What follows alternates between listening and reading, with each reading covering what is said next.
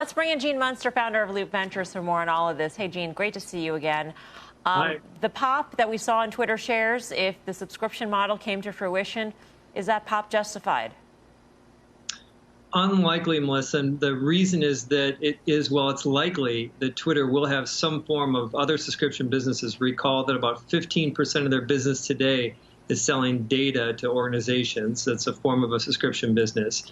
Well, it is likely that they add other subscription businesses. These type that they will target are going to be niche related. I suspect that this will also be kind of a consumer-facing data subscription service. What that means is maybe 10 million users at $600 a year. So that would add about 0.2% to Twitter's revenue. Sounds great from the leaks, but the substance of this is unlikely to move the needle.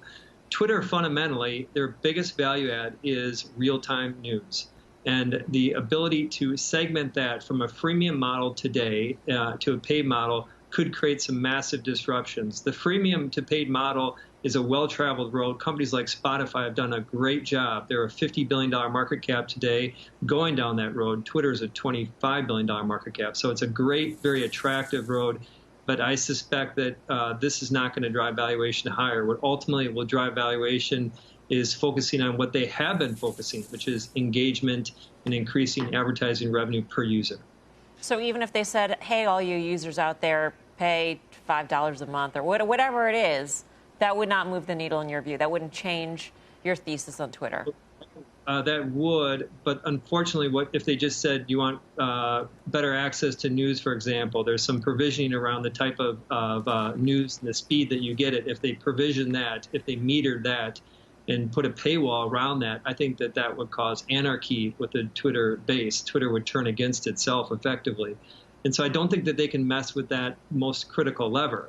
It reckons to an analogy that Google has been thinking about for a long time, is should Google charge for its services? I think a lot of people would say there's a ton of value in Google, and they'd be most willing to pay $5 a month for their search. But if Google did that, I suspect that other players would that have never had any traction would get traction. In other words, is that to really build a powerful subscription service for Twitter or Google, you'd have to take out what its most critical piece is, and I think people would not want that. Hey, Gene, it's Dan. You know, on the other topic that we're talking about, the potential ban of TikTok here in the U.S., you know, how would the Chinese, in your opinion, retaliate when Facebook, Twitter, Pinterest, Snap are not in China? Would it be Apple in their App Store or the Android App Store? How do they retaliate, in your opinion?